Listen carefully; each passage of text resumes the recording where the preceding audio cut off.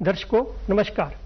पिछली बार हमने आयुर्विज्ञान में चर्चा की थी कि जो हम दवाइयों का सेवन करते हैं ये पहले जो बनती हैं किन प्रक्रियाओं से ये बनाई जाती हैं, तो पूरी चर्चा नहीं हुई थी। आज भी हम उसी के बारे में जानेंगे, आगे इसकी और जानकारी लेंगे। और जानकारी देने के लिए हमारे स्टूडियो में उपस्थित हैं डॉक्टर अंजुम अंद्राबी जी। आपका बहुत बहुत स्वागत है। आपने पिछली बार हमें जानकारी दे रहे थे कि दवाइयाँ जो बनती हैं उनमें किस प्रकार की औषधियाँ डाली जाती हैं और जो औषधियाँ होती हैं उनकी ऑथेंटिसिटी कितनी है और किस प्रकार वो हम जानते हैं। तो वही चर्चा हम आगे जारी रखें। इसके बारे में और जानकारी चाहते हैं हम आपसे। ये जो ड्रग होते हैं जो हम मेडिकल प्लांट से या नेचुरल सोर्सेज से जो दवाइयों के लिए पार्ट्स लेते हैं, हिस्सा लेते हैं, तो इनकी आप पहले पहचान करते हैं। तो आपने बताया था कि माइक्रोस्कोपिक पहले जो आंखों से देखी जाती है पहले हम उससे देखते हैं, फिर इंस्ट्रूमेंट से देखते हैं। वो कौन कौन से इंस्ट्रूमेंट होते हैं जिनसे देखी जाती है? हाँ जी, पहले जो हम मैंने बोला पहले आंख नेकेड आई से हम लोग देखते हैं, तो इसके बाद एक होते हैं स्टीरियो माइक्रोस्कोप्स होते हैं। स्टीरियो माइक्रोस्कोप से देखा जाता है कि इसके बाहरी बनावट में क्या चीजें हैं जो इसको मुख्तलिफ बनाती है किसी दूसरे अपनी ही किसी और स्पीशीज से। क्योंकि जो प्लांट्स होते हैं इनकी भी, मेडिसिन प्लांट्स की भी बड़ी स्पीशीज होती है। और जो पार्ट्स, जैसे मैं आपको बता दूं कि हर पार्ट की एक अलग अलग अपनी खूबसूरती होती है, उसके अंदर की बनावट बहुत मुख्तलिफ होती है। तो बाहर से देखने के लिए हम लोग स्टीरियो माइक्रोस्कोप में देखते हैं। उसके बाद हम डिफरेंट तरह के माइक्रोस्कोप्स होते हैं जिनमें हम उसको फिर एक सेक्शंस काट के देखे जाते हैं, उनके पिक्चर्स लिए जाते हैं उन सेक्शंस के। उसके बाद उनकी पाउडर बनाई जाती है, उस पाउडर को भी देखा जाता है। क्योंकि क्या होता है कि फार्मास्यूटिकल इंडस्ट्री जो होती है कभी कभार वो पाउडर्स मंगाते हैं, तो उनको पाउडर के स्टैंडर्ड्स चाहिए सिर्फ, तो इसलिए उनके पाउडर्स भी देखे जाते हैं कि पाउडर में क्या कैरेक्टर आया है। रूट के अगर पाउडर है इसमें क्या आया है, अगर स्टेम का है इसमें क्या आया है, अगर फ्रूट का है तो इसमें क्या, अगर होल प्लांट है हमारे पास तो क्या पाउडर कैरेक्टर्स होते हैं। उसके बाद उसको फाइटोकेमिस्ट्री के लिए भेजते हैं। ये फार्माकोपिया के हिसाब से देखते हैं, उसमें जो गुण आपने नोट किए होते हैं पहले, तो वो उसमें इंस्ट्रूमेंट से आप पूरी जांच करके अगर उनसे मेल खाते हो तो सही है, अगर कम ज्यादा हो तो फिर समझो नकली है या सही नहीं है। जी बिल्कुल, क्योंकि हमारा काम जो हम भारत सरकार के मिनिस्ट्री ऑफ आयुष से हमारा काम है फार्माकोपियल स्टैंडर्ड्स बनाना।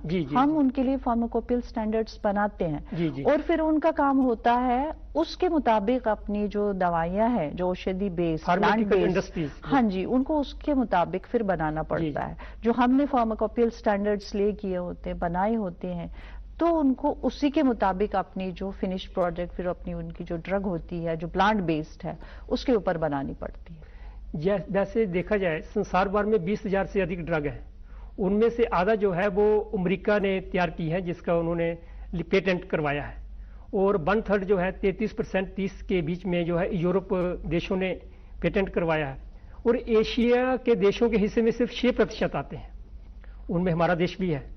तो हमारे देश में कितने प्रकार के ड्रग तैयार किए गए हैं जिनकी पहचान की गई है, जिनका फार्माकोपिया तैयार किया है, जिसे आयुर्वेदिक दवाइयां या एलोपैथिक दवाइयों में इस्तेमाल किए जाते हैं?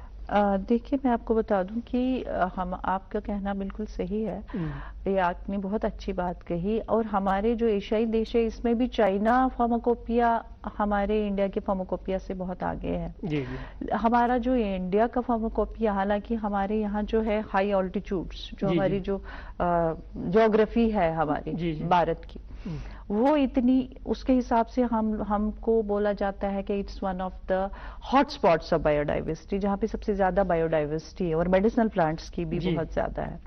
तो हमारे आज की डेट में अगर हम देखें तो हमारे आयुर्वेद में लगभग 1200-1300 जो है प्लांट्स यूज होते हैं। अगर हम बोले डिफरेंट औषधियां जो यूज होती है, उनके डिफरेंट पार्ट्स जो यूज होते हैं, तो उनके जो अभी तक हमारे जो गवर्नमेंट ऑफ इंडिया का ये फार्माकोपिया जो एक लीगल डॉक्यूमेंट होता है गवर्नमेंट ऑफ इंडिया का, इसमें लगभग 530 के फार्माकोपियल स्टैंडर्ड्स तो बने हैं।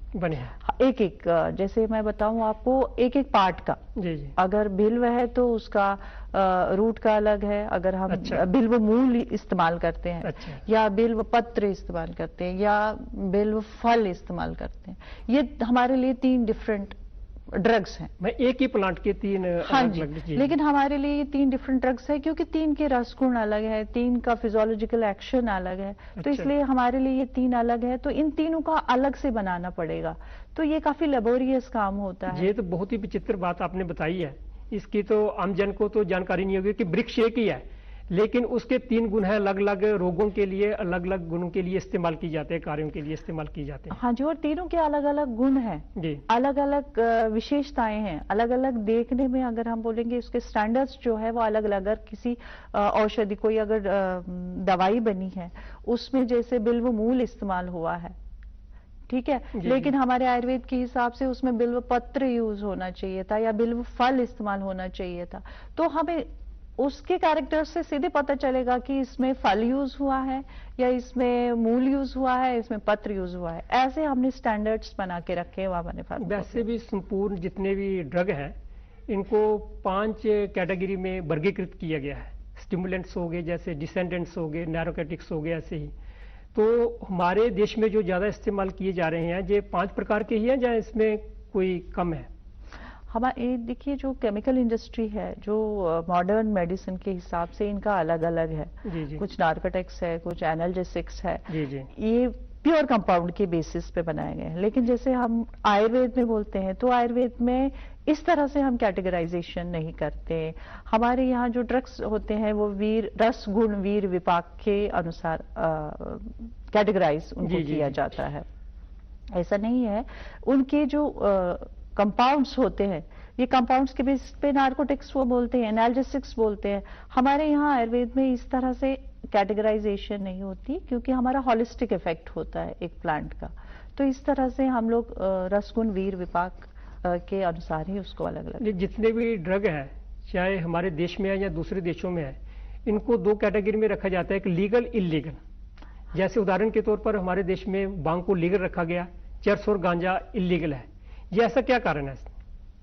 ये उसकी जो इफेक्ट है उसके ऊपर होता है, किसी डोजेज के ऊपर। जैसे हमारे आयुर्वेद में हम लोग, मैं आपको बता दूं कि जो कैनबिस सटाइवा भांग जिसकी आप बात कर रहे हैं, इसका फार्माकोपियल स्टैंडर्ड बना है और ये हमारे pharmacopoeial drugs and cosmetics act के अंदर में है। जो दवाइयों में इस्तेमाल की जाती है, बिल्कुल यूज किया जाता है, लेकिन इसकी एक डोजेज होती है। अच्छा, कि हम जब अपनी औषधियों को किस डोज में इस्तेमाल करते हैं तो वो हमारे लिए अमृत बनता है। जी। और फिर किस डोजेज में लेंगे कि वो हमारे लिए विष या नार्कोटिक टाइप का असर, मतलब वो ओपनली मार्केट में उसकी परमिशन नहीं दी जाती है जो ज्यादा हानिकारक हो। हाँ जी, आम आदमी के लिए उसको प्रयोग करने के लिए। हाँ जी। जैसे फार्माकोलॉजी और फार्माकोग्नोसी 2 अलग अलग ब्रांचेज हैं, इनके बारे में क्या अंतर है? इसके बारे में कुछ दर्शकों को।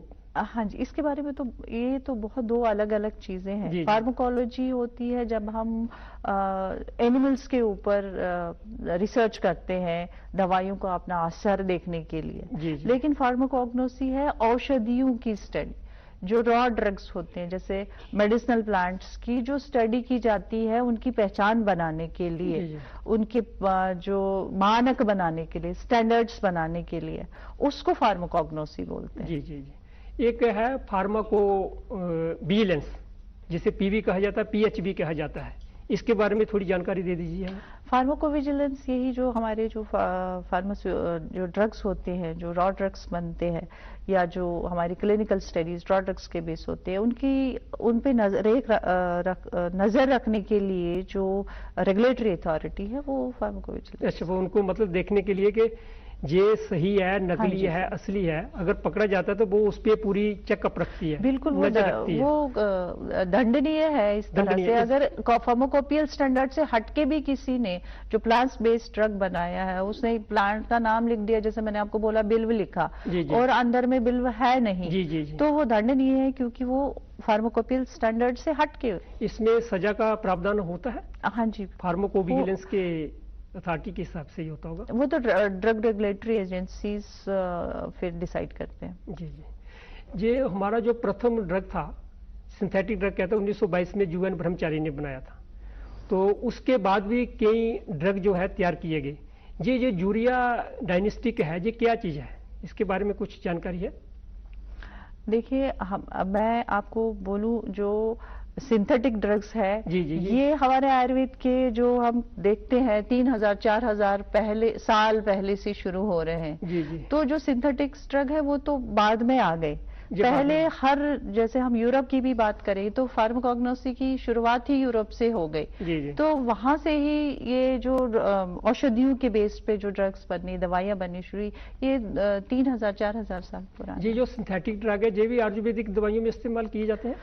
आयुर्वेदिक दवाइयों में सिंथेटिक ड्रग इस्तेमाल नहीं होता है, बल्कि औषधियों से आप केमिकल्स एक्सट्रैक्ट करके मॉडर्न के ड्रग्स बहुत सारे बनाए, जैसे मैंने आपको बोला अभी। जी, सिंथेटिक ड्रग कहाँ पे प्रयोग किए जाते हैं? वो मॉडर्न मेडिसिन में, एलोपैथिक। अच्छा, एलोपैथिक में हो जाती है, जैसे केमिकल्स में दवाई बनती है। फार्माकोलॉजी और फार्माकोपिया, ये जो बनाया गया, इसमें आपने कहा कि काफी हमारे जो बुक्स भी बन गई हैं, पुस्तक में बनी गई हैं, 520 इसमें है। 520 मोनोग्राफ्स बने हैं, 530 ड्रग्स के लिए। जी। क्योंकि जो आयुर्वेद है उसमें जैसे घी है, उसके भी स्टैंडर्ड्स फिक्स है। जी, अच्छा। आपको मैं बता दूं, इवन जो दुग्ध है उसके भी फार्माकोपियल स्टैंडर्ड्स बने हैं। तेल के स्टैंडर्ड्स बने हैं। जो फार्माकोपिया है हमारे भारत का, जो आयुर्वेदिक फार्माकोपिया है, उसमें फॉर्मुलेशंस की अलग किताबें हैं, और फार्माकोपिया जो सिंगल ड्रग्स का है, जो औषधि बेस्ड है, उसके अलग है।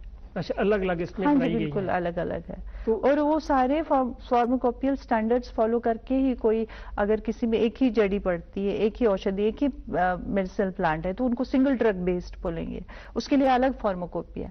और अगर फॉर्मुलेशंस है जिसमें एक से ज्यादा मेडिसिनल प्लांट्स पड़ते हैं, तो उसके लिए फॉर्मुलेशंस अलग है, फॉर्मुलेरी अलग है। जी। आप अपने अनुसंधान केंद्र में के लेबोरेटरी में, जो प्रयोगशाला में काम कर रहे हैं, किस प्रकार के आज दिन तक आपने वो ड्रगों को जांच की है, या उसमें क्या विशेषताएं पाई हैं?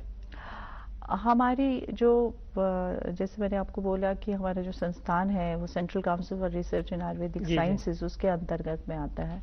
तो हमारे यहाँ जितने भी आयुर्वेदिक प्लांट्स, हमारे जितने भी प्रोजेक्ट्स बेस्ड होते हैं, वो उन्हीं औषधियों के बेस्ड होते हैं जो हमारे आयुर्वेद में यूज होते हैं, और हमारा काम ही उनकी फार्माकोपियल स्टैंडर्ड्स बनाना है। इसके बारे में और कुछ दर्शकों को जानकारी अपने ड्रग के बारे में दे सकते हैं? कुछ है तो संदेश के रूप में। हाँ जी, संदेश के रूप में तो मैं यही बताना चाहूंगी कि जैसा आप समझते हैं कि कोई भी प्लांट बेस्ड ड्रग है तो हम, दवाई है तो हम इस ऐसे ही खा लेते हैं, या कोई ऐसे ही बनती है, या उसका असर नहीं होता है, तो उनको ये जानकारी रखनी चाहिए कि इसके लिए एक बाज़ाबिता कमीशन है जिसने उनके जो जितनी भी औषधियां उस दवाई में पड़ती है उसके लिए काम किया है। और अगर उनको लगता है कि वो सब स्टैंडर्ड है, वैसा नहीं है, वो जरूर उसकी शिकायत करे, ताकि उन जो भारत सरकार उनके लिए काम कर रही है कि उनको एक दवाई जो है वो इतनी अच्छी मिल जाए कि उनकी तबीयत ठीक हो जाए, उनकी बिगड़े ना, या उसका असर ना हो, तो वो जरूर इसकी शिकायत कहाँ करनी है, किस एजेंसी को शिकायत करें? जैसे शिकायत हो जाती है तो ड्रग रेगुलेटरी अथॉरिटी उसकी जानकारी करती है।